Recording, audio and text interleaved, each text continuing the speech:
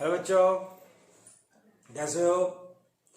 हम लोगों ने पढ़ा था स्केलर प्रोडक्ट और डॉट प्रोडक्ट। इनके फॉर्मूले हमने किए होंगे और क्वेश्चंस की भी प्रैक्टिस की होगी। अब कभी कभी क्वेश्चन दोनों को कंबाइन करके बन जाता है। कैसे बन जाता है वो देखिए।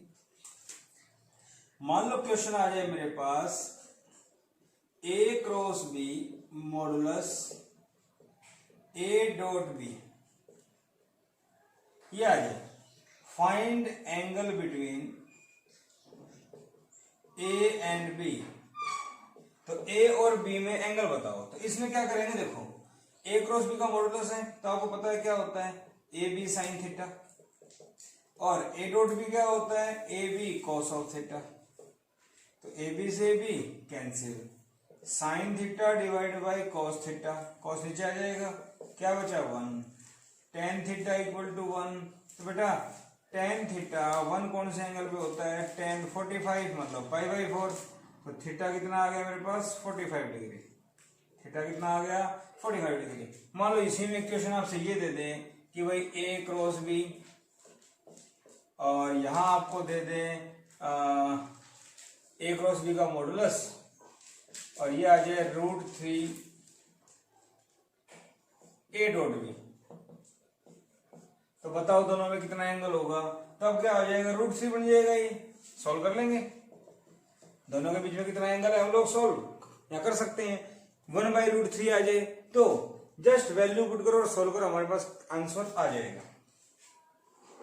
इसके बाद थोड़ा आगे बढ़े तो हमारे पास क्वेश्चन आ जाता है collinear vector, parallel vector, numericals बन जाते हैं। कोलिनियर वेक्टर्स और बोल देते हैं parallel and anti parallel vectors. मतलब आपके पास क्वेश्चन आ जाएगा कि prove that these two vectors are collinear, these two vectors are parallel और एंटी पैरेलल। या फिर क्वेश्चन ये आ जाए कि ये दो वेक्टर पैरेलल हैं, बताओ इसकी वैल्यू क्या होगी। तो ऐसे क्वेश्चन आ जाते हैं कभी कभी। तो सपोज कीजिए कोलिनियर का मतलब क्या होता है तो ये देखते हैं, और पैरेलल अगर दो वेक्टर सेम डायरेक्शन में हैं तो वो पैरेलल कहलाते हैं, और उन्हीं को क्या बोलते हैं कोलिनियर। ठीक है, अब सेम डायरेक्शन में एक ही डायरेक्शन में तो पैरेलल, और अगर अपोजिट हैं जैसे मान लीजिए ये दीज आर पैरेलल वेक्टर्स, क्या बोलेंगे इसको, पैरेलल वेक्टर्स। लेकिन अगर वेक्टर ये आ जाए तो इसको बोलते हैं एंटी पैरेलल, डायरेक्शन सेम है बट अपोजिट है। डायरेक्शन मान लो एक्स एक्सिस है लेकिन एक पॉजिटिव एक्स और एक नेगेटिव एक्स, तो इसको बोलते हैं एंटी पैरेलल वेक्टर्स। समझ गए। और दोनों को ही कॉमनली क्या बोलते हैं, कोलिनियर। कोलिनियर में पैरेलल भी हो सकते हैं और एंटी पैरेलल भी हो सकते हैं। इतनी बात समझ में आ गई। ठीक है, तो मान लीजिए मेरे पास दो वेक्टर्स हैं, एक वेक्टर ए, मान लीजिए ये है ए एक्स आई कैप, ए वाई जे कैप और ए जेड के कैप। दूसरा वेक्टर है बी, बी एक्स आई कैप, बी वाई जे कैप, बी जेड के कैप। मान लीजिए मेरे पास ए और बी दो वेक्टर्स हैं। If a and b are collinear, अगर ए और बी कोलिनियर है then ratio of coefficients of i j and k are equal and constant. Equal होगा और कांस्टेंट होगा। ठीक है, if this constant is positive then vectors are parallel। मेरी बात समझ रहे हैं, अगर ये रेशियो पॉजिटिव है तो parallel, if negative then anti parallel. ये बात समझ में आ गई। ठीक है भाई, कौन सा रेशियो, ये आई का कोएफिशिएंट क्या है बेटा, ए एक्स बाई बी एक्स, जे का ए वाई बी वाई, और के का कोएफिशिएंट क्या है, a z by b z. और दिस इक्वल्स टू, यहां लिख देता हूं, कांस्टेंट।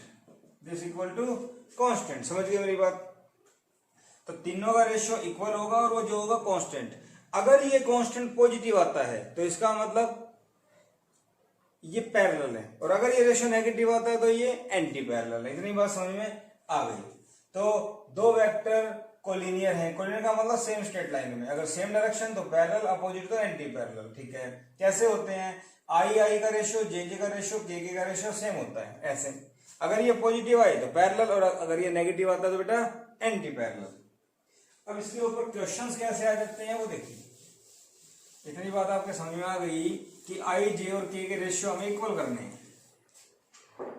जैसे आपका क्वेश्चन आ जाए, a vector is 2i cap minus 4j cap plus 5k cap, b vector equal to 6i cap minus 12j cap plus 15k cap. Prove that A and B are parallel vectors, parallel vectors। या फिर ये कहते हैं A and B, और A and B are collinear vectors। क्या आ जाए बेटा? A और B क्या हैं? collinear vectors। ठीक है भाई, इतनी बात मुझे समझ में आ गई कि A और B collinear vector आ जाए तो क्या करना है? पैरेलल, कोलिनियर या एंटी पैरेलल, यहां देखते हैं। तो अपने क्या चेक करना है? आई का कोफिशिएंट 2/6, जे का -4 -12 5 15। अगर आप देखें तो तीनों को सोल्व करते हैं तो कितना आता है? 2/6 1/3, माइनस से माइनस कैंसिल, 4/12 1/3, 5/15 1/3, तो 1/3 क्या आया? कांस्टेंट। कांस्टेंट है तो सो वेक्टर्स आर पैरेलल। क्या हो गए? वेक्टर्स पैरेलल एंड कोलिनियर तो होंगे ही होंगे, क्योंकि कोलिनियर में चाहे पॉजिटिव कांस्टेंट आए चाहे नेगेटिव आए, इससे कोई फर्क नहीं पड़ने वाला। ठीक है भाई, ये बात समझ में आ गई। ऐसा ही मैं एक क्वेश्चन और ले लूं। जैसे मान लीजिए ए वेक्टर दे दिया i cap plus 2j cap plus 3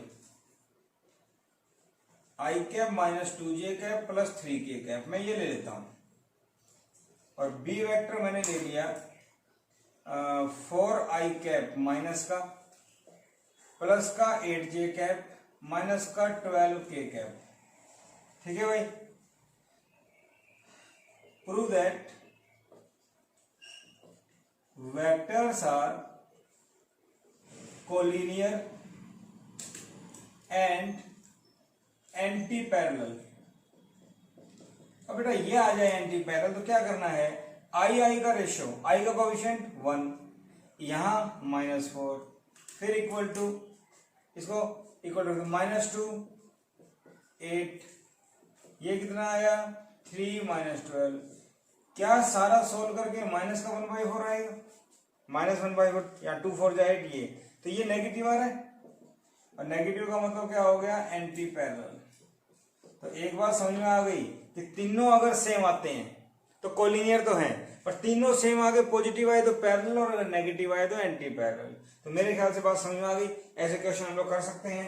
अब इन्हीं के अंदर थोड़ा घुमा देते हैं। कैसे घुमा देते हैं कि आपको दे देंगे a equal to 3i cap plus 2j cap plus ck cap, ये दे दिया। c कोई भी एक कांस्टेंट है। b vector equal to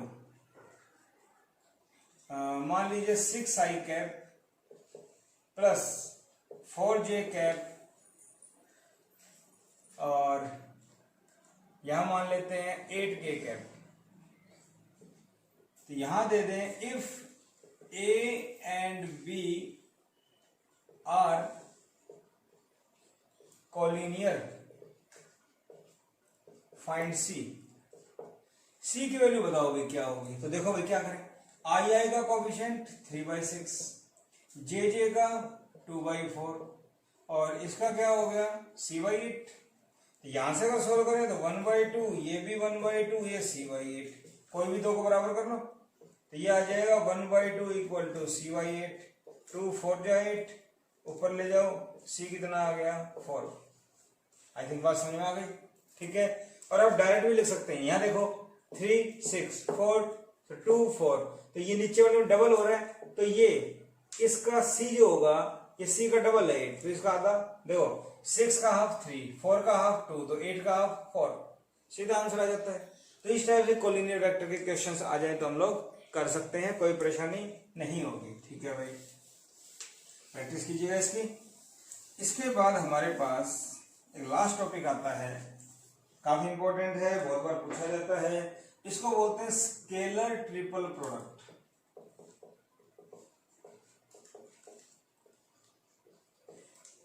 scalar क्यों बोलते हैं? क्योंकि इसका रिजल्ट स्केलर आता है। ट्रिपल का मतलब इसमें 3 वेक्टर होते हैं और प्रोडक्ट का मतलब मल्टीप्लाई, ठीक है भाई। तो स्केलर ट्रिपल प्रोडक्ट में क्या होता है, 3 वेक्टर्स होंगे। तो ये देखो, ये होता है a dot b cross c, इसको बोला जाता है स्केलर ट्रिपल प्रोडक्ट। दो वेक्टर का क्रॉस, आपको पता है एक वेक्टर क्वांटिटी आएगी और उस वेक्टर का इसके साथ क्या करना है, डॉट। और ये जब सोल्व करते हैं तो ये एक स्केलर आता है। क्यों? क्योंकि दो वेक्टर का डॉट क्या होता है, स्केलर, इसलिए स्केलर बोलते हैं। 3 वेक्टर है तो ट्रिपल प्रोडक्ट, ठीक है भाई। इतनी बात मुझे समझ में आ जाती है। एक बात और ध्यान रखनी है, क्या? इसको और ऐसे लिखा जा सकता है, a dot b cross c। a b c तीनों सेम ऑर्डर में है, तो इसमें मैं पहले b को पहले ले लूं, तो b डॉट, b ले लिया ये, तो b के बाद क्या आता है c, c के बाद क्या आता है a, तो ये वैल्यू इसके बराबर आएगी। इसी टाइप से b के बाद c ले लूं पहले, डॉट a क्रॉस b, ये भी तीनों सेम है, ठीक है। यहां लिख दूं ऑल आर सेम, सभी क्या होगा बेटा, सेम। इतनी बात समझ में आ गई, ठीक है भाई। इतनी बात मुझे समझ में आ गई कि इसका ऐसा होगा, ठीक है। तो स्केलर ट्रिपल प्रोडक्ट क्या होता है, ये अच्छा, it can be written as, इसको कैसे लिख सकते हैं, इसको लिख सकते हैं ऐसे, a vector b vector c vector, किसको, a vector dot b cross c. ये जो था इसको ऐसे लिख सकते हैं, ब्रैकेट लगा देंगे और ए बी सी लिख देंगे, ये और ये एक ही चीज है, ठीक है भाई।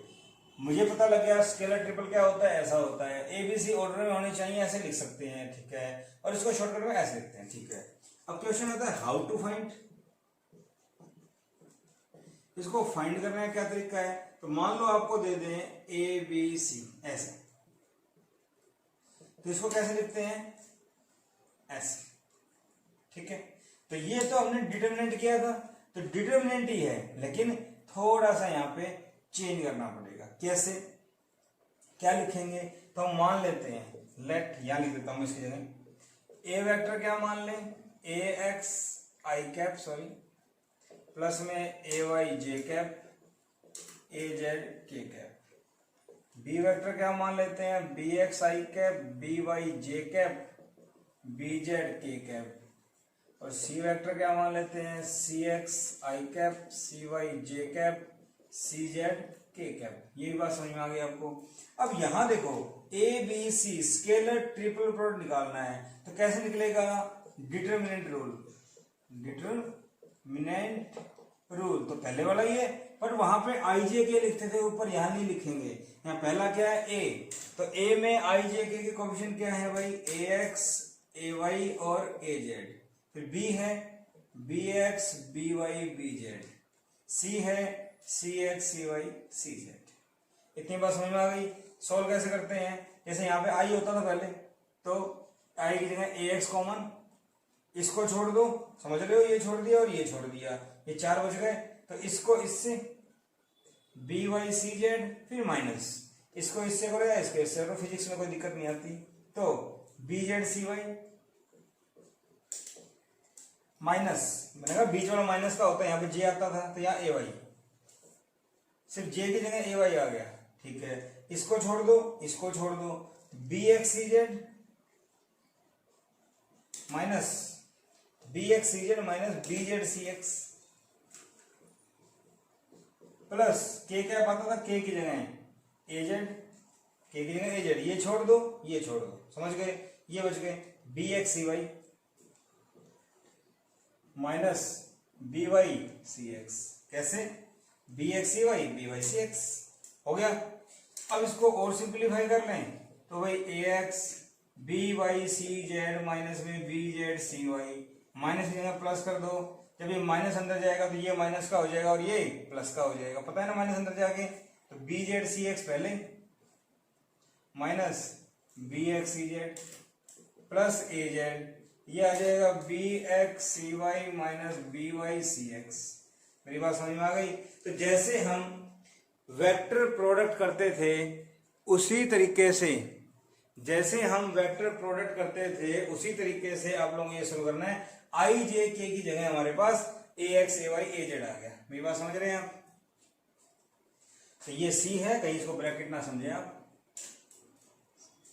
तो सेम वही मेथड है, सोल्व करना आपको आना चाहिए। ठीक है, इतनी बात समझ में आ गई। तो जैसे वेक्टर प्रोडक्ट था वैसे ही स्केलर ट्रिपल प्रोडक्ट डिटरमिनेंट से सॉल्व करना है। ये तो मैंने आपको मेथड बताया। अब इसके ऊपर क्वेश्चंस कैसे आते हैं वो देखते हैं। एक चीज और इसके अंदर, to prove vectors are coplanar.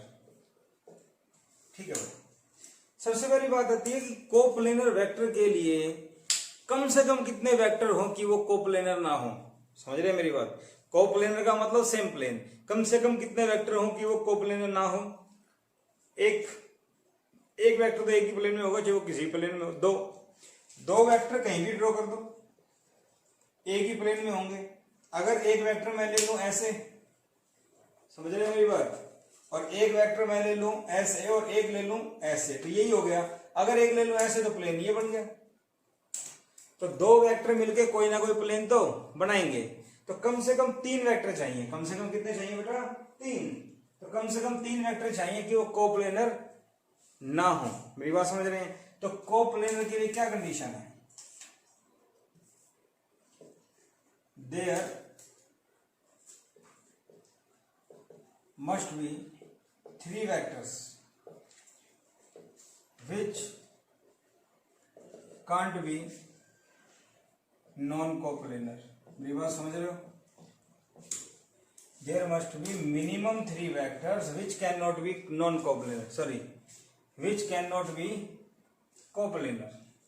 कम से कम 3 वेक्टर होने चाहिए जो कोप्लेनर नहीं हो सकते। मेरी बात समझ रहे हो? क्योंकि अगर 2 होंगे तो कोप्लेनर होंगे, हाँ 4 हैं 5 हैं तो फिर वो नॉन कोप्लेनर हो सकते हैं। अगर हम यहाँ पे 3 वेक्टर की बात करें, क्योंकि हम पढ़ रहे हैं स्केलर ट्रिपल प्रोडक्ट, तो 3 वेक्टर में इफ ए बी सी आना ये scalar triple product, a dot b cross c अगर 0 आ जाए, अगर इसको सॉल्व करके ये वैल्यू 0 आ जाए, then A, B and C vectors are coplanar. तो वेक्टर कोप्लेनर का मतलब क्या है? तीनों का डिटरमिनेंट अगर 0 आ जाए, तीनों का डिटरमिनेंट अगर 0 आ जाए तो ये क्या कहलाएगा? Coplanar vectors. ठीक है भाई, तीनों का डिटरमिनेंट अगर 0 आ जाए तो ये क्या कहलाएगा? कोप्लेनर। ठीक है भाई, कोप्लेनर वेक्टर के लिए क्या कंडीशन है? तीनों का स्केलर ट्रिपल प्रोडक्ट क्या हो? 0। ठीक है भाई, मैं लिख देता हूं, scalar triple product must be 0। तो कोप्लेनर वेक्टर्स, कोप्लेनैरिटी, इसके लिए क्या होना चाहिए? स्केलर ट्रिपल प्रोडक्ट क्या होना चाहिए? 0। ठीक है भाई, अगर ये 0 ना हो तो, अगर ये 0 ना हो तो इसको बोलते हैं वॉल्यूम ऑफ पैरेललोपाइड। ठीक है भाई, तो वॉल्यूम ऑफ पैरेललोपाइड ये कैसे निकलता है? A dot b cross c निकाल लो, यही क्या होता है? Volume of parallelepiped. मेरी बात समझ आ गई? अगर ये 0 आ जाए तो वेक्टर कोप्लेनर है, और अगर 0 नहीं आता तो ये किसका वॉल्यूम है? ये है वॉल्यूम ऑफ पैरेललोपाइड। क्योंकि 3 वेक्टर, अगर 2 वेक्टर हैं एक प्लेन बनाते हैं, 3 वेक्टर मिलके अगर एक ही प्लेन बनाते हैं तो ये 0 आएगा। लेकिन अगर एक प्लेन नहीं बनाते तो वो एक स्पेस बनाएंगे, एक वॉल्यूम बनाएंगे, तो वो किसका वॉल्यूम होगा? पैरेललोपाइप्ड का। वो किसका वॉल्यूम होगा बेटा? पैरेललोपाइप्ड। ठीक है, इतनी बात आपके समझ में आ गई, इतनी बात आपके समझ में आ गई। अब इसके ऊपर क्वेश्चन देखिए। क्वेश्चन अब क्या है कि सोल्व कैसे करते हैं, डिटरमिनेंट को सोल्व कैसे करते हैं। या जाए prove that vectors are coplanar. मान लो क्वेश्चन है आ जाए प्रूव करो कि ये कोप्लेनर है। तो मान लो ए वेक्टर दे रखा है 2i cap plus 6j cap plus 5k cap, ये दे दिया। बी वेक्टर आपको दे रखा है i plus 2j cap plus 4k cap. C vector आपको दे रखा है 2i cap plus 4j cap plus 8k cap. हो गया। Prove that vectors are coplanar. तो हमें क्या करना है? हमें ए बी सी मतलब ए डॉट बी क्रॉस सी ये निकालना है। अभी कैसे निकलता है? डिटरमिनेंट। डिटरमिनेंट में सबसे पहले ए में आई जे के कोएफिशिएंट 2 6 5 2 6 5 हो गया। बी का बोलो 1 2 4, सी का बोलो 2 4 8। आ गई बात समझ में? अब सॉल्व कैसे करना है वो देखो।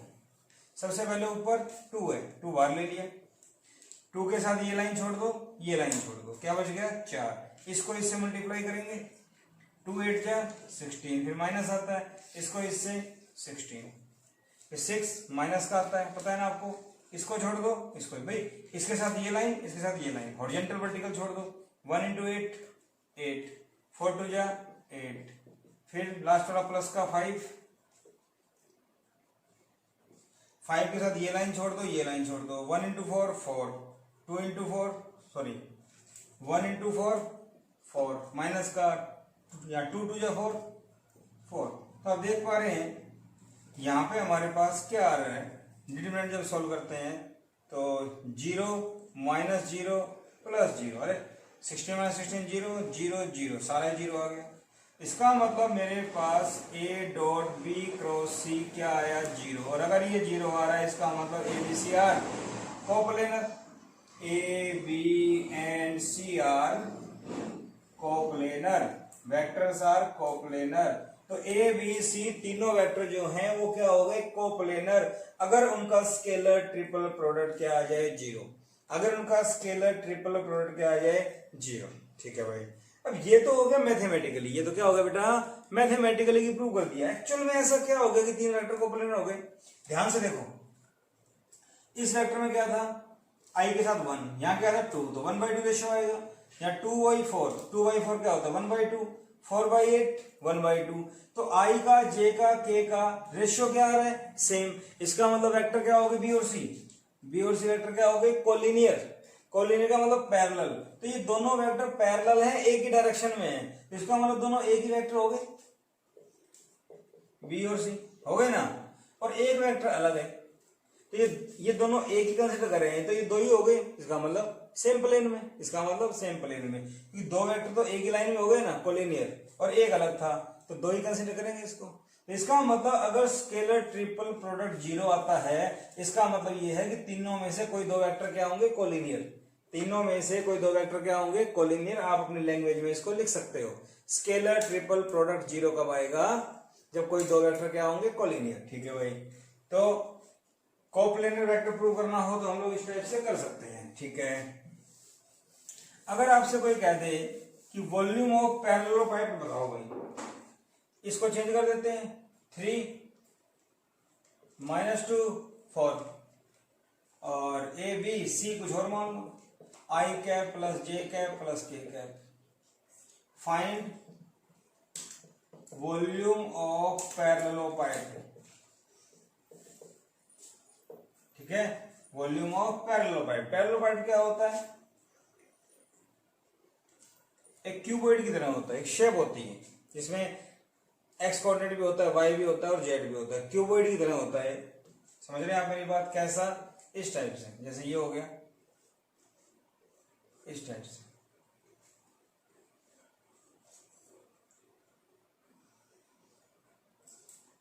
समझ गए आप? इस टाइप से ये x, ये y और ये z, तो ये पैरेलल पाइप हो जाएगा। एक क्यूबॉइड की तरह होता है, इसकी साइड्स ABC। समझ गए मेरी बात? ठीक है, ABC से हमारे पास इस टाइप से आ जाएगा। ठीक है भाई। इसके बाद हम अगर इसको सॉल्व करें तो वही क्या निकालना है, A dot B cross C। अब डिटरमिनेंट तो चाहिए ही चाहिए। ए में क्या है 265, B 3 - 2 4, C 1 1 1 हो गया। अब इसके बाद आते हैं, सबसे पहले क्या ले लो 2 बार। समझ में आ गया होगा आपको। ये छोड़ दो, ये छोड़ दो, ये 4 बच गए। -2 × 1 -2, फिर माइनस आता है 4 × 1 4, 6 माइनस का आएगा बीच वाला पता है आपको। इसको छोड़ दो, इसको छोड़ दो, 3 × 1 3, फिर माइनस लगा के 4 × 1 4 प्लस, देखो ये समझ में आया, 2 का छोटा इधर का छोटा, -2 1 -2, 4 × 1 4, 6 माइनस का आएगा, ये छोड़ दो, ये छोड़ दो, 3 × 1 3, 4 × 1 4। अब 5 प्लस में क्या ले लिया 5, ये छोड़ दो, ये छोड़ दो, 3 × 1 3, फिर माइनस लगा के -2 × 1 -2, तो ये -2 आया, एक माइनस पहले से है तो प्लस का 2 हो गया। इसका मतलब 4 और 2 माइनस का -6 -12, ये कितना आया 3 - 4 -1, तो प्लस का 6, -1 -6 +6, और ये हो गया 3 2 5 5 5 5 25। मेरी बात समझ में आ रही है? 3 2 5 5 5 25, तो ये कितना हो गया बेटा 25 और 6 31, 31 में से 10 गए 21, 21 में से 2 गए 19, तो मेरा वॉल्यूम ऑफ पैरेललोपाइड क्या आया यूनिट क्यूब। भाई कोई भी वॉल्यूम होता है वो मीटर क्यूब सेंटीमीटर क्यूब में होता है, इसकी यूनिट गिवन नहीं है तो यूनिट क्यूब बोल देते हैं। ठीक है, ठीक है भाई। इस टाइप से हम लोग इसको सॉल्व कर सकते हैं। तो अगर ये 0 आ जाता है तो वेक्टर कोप्लेनर, अगर ये 0 नहीं आता तो वॉल्यूम ऑफ पैरेललोपाइड हो जाएगा। इतनी बात समझ में आ गई? कभी कभी इनके ऊपर क्वेश्चंस आ जाते हैं, क्या छोटे छोटे क्वेश्चन सिली सिली से। A dot B cross A, बताओ इसकी वैल्यू क्या होगी, बताओ इसकी वैल्यू क्या होगी। तो इसको सॉल्व कैसे करें, अभी अभी आपको मैं बताया था, इनको आगे पीछे लिख सकते हैं, ABC लिख सकते हैं ना इसको। तो आप देखो जरा, अगर मैं इसको पहले ले आऊं तो देखो ये A, ये B, ये C इसकी तरह हो जाएगा। तो अगर मैं इसको पहले ले आता हूं तो B डॉट, इसके बाद क्या था ये आएगा, क्रॉस पहले वाला आएगा। मेरी बात समझ पा रहे हैं? और अब मुझे बताओ सेम का सेम के साथ क्रॉस, हमने कल एक प्रॉपर्टी पढ़ी थी, अगर एक वेक्टर का खुद के साथ क्रॉस किया जाए तो क्या होगा, A क्रॉस A, ध्यान हो तो A का मैग्नीट्यूड साइन ऑफ 0, A भी साइन थीटा होता है, तो A साइन 0, साइन 0 क्या होता है 0, क्योंकि एक वेक्टर खुद के जो पैरेलल होगा एंगल 0 आएगा, तो ये क्या आ जाएगा 0। इसका मतलब A dot B cross A, answer क्या आ गया 0। तो ध्यान रखने वाली बात क्या है, अगर तीनों वेक्टर्स में कोई दो सेम हो तब A dot B cross C क्या होगा 0। अगर तीनों में से कोई दो सेम हो तो उनकी वैल्यू क्या हो जाएगी A dot B cross C की 0। तीनों में से कोई भी दो अगर सेम हो जाए तो क्या हो जाएगा 0। मेरी बात समझ पा रहे हैं? ठीक है, और देखिए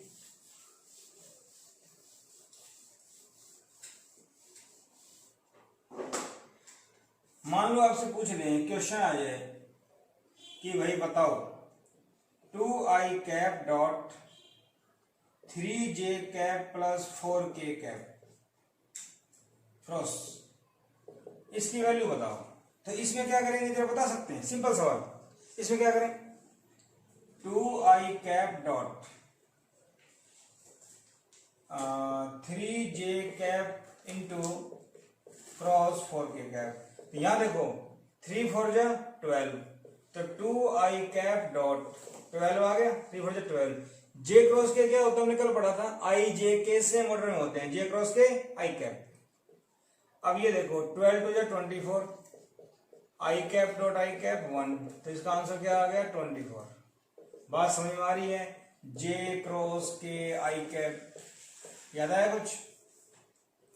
मान लो क्वेश्चन आ जाए आपके पास 3 i cap dot -4 J cap cross 3 i cap, क्या आंसर आएगा? सोच के देखो क्या आंसर आएगा। क्या इस क्वेश्चन को सोल्व करने की रिक्वायरमेंट है? नहीं। क्यों? आंसर क्या आना है? 0। फिर भी कोई आपसे पूछे बताओ भाई क्या होगा और आपको याद नहीं आ रहा, अभी मैंने बताया कोई भी दो सेम आ जाए तो आई की टर्म में आ गया, ये आई की टर्म में आ गया। मैग्नीट्यूड कुछ भी हो सकता है। कैसे? ये ए, ये बी, ये सी, तो मान लो बी को बाहर ले लिया, -4 जे कैप बाहर डॉट क्या आएगा 3 i cap cross 3 i cap. तो सेम का सेम से क्रॉस करेंगे तो आई क्रॉस आई क्या होता है? आई क्रॉस आई, जे क्रॉस जे, के क्रॉस के क्या होता है 0। तो ये सारा क्या हो गया 0। बात समझ में आई? जरूरी नहीं है कि 3i हो, ये 4i भी हो सकता है। आई सेम होना चाहिए, समझ रहे हैं मेरी बात? आई अगर सेम हो गया तो आंसर क्या हो जाएगा 0। तो ये बात आपके समझ में आ गई। इस टाइप से क्वेश्चन आ जाए क्रॉस प्रोडक्ट के, स्केलर ट्रिपल के, तो आप लोग सॉल्व कर सकते हो। ठीक है, मान लीजिए क्वेश्चन और देखते हैं। 2016 में ऑनलाइन आया था मेंस में, क्वेश्चन दिया हुआ था आप लोगों को a vector equal to i cap plus j cap, b vector था 2 i cap minus j cap, find the magnitude of coplanar vector c, coplanar vector C such that A dot C equal to B dot C equal to A dot B, ये given है। मतलब एक coplanar vector C बताना है आपको, A और B given है और ये कंडीशन गिवन है। 2016 ऑनलाइन आया था क्वेश्चन मेंस में। तो क्या करें इस क्वेश्चन में? हिंट के तौर पे ये दिया हुआ है और ए भी दिया हुआ है, तो सबसे पहला काम क्या कर लें? ए डॉट बी निकाल लें। ठीक है, ए डॉट बी निकालना आपको आता है। A dot i plus j cap, b क्या है 2 i cap minus j cap. तो आई का कोएफिशिएंट क्या मल्टीप्लाई करना है 2 और 1 2, जे का 1 जे का -1 कितना आ गया 1, तो ए डॉट बी कितना आ गया भाई 1। ठीक है, अब ये सारे बराबर हैं, तो अब क्या करें? लेट मान लेते हैं सी वेक्टर मान लेते हैं ए आई कैप प्लस में बी जे कैप, क्योंकि आई और जे की टर्म में दे रखे हैं ए बी, तो सी भी आई और जे की टर्म में ही होगा। में भी के हो सकता है बट के नहीं आएगा, के एज्यूम करोगे तो भी नहीं आएगा, क्योंकि आप चेक कर सकते हैं यहाँ पे डॉट प्रोडक्ट है, तो के पैरेलल में कुछ मिलेगा ही नहीं समझे? मान लो A B L k cap, ये मान लेते हैं। ठीक है, सी वेक्टर मैंने क्या मान लिया ये। अब हमें क्या चाहिए? इनकी वैल्यू चाहिए। तो क्या दिया हुआ है? ए डॉट सी, देखो a vector dot c vector, तो ए वेक्टर क्या है? I vector plus j vector dot a i plus b j plus में एल के करना डॉट आई का कोएफिशिएंट 1, आई का कोएफिशिएंट ए, क्या आ गया ए, जे का 1 जे का बी, ए प्लस बी, और के यहाँ पे है यहाँ पे नहीं है, छोड़ दो। इसी टाइप से बी डॉट सी अगर सॉल्व करते हैं, बी क्या है 2 i cap minus j cap, ये क्या दे रखा है ए आई कैप प्लस में b j cap plus l k cap. फिर अगर देखें आई का कोएफिशिएंट 2, आई का कोएफिशिएंट ए, तो 2a, जे का देखें -1, जे का देखें b, तो -1 इंटू बी माइनस बी, के का एल, के तो यहाँ पे है ही नहीं।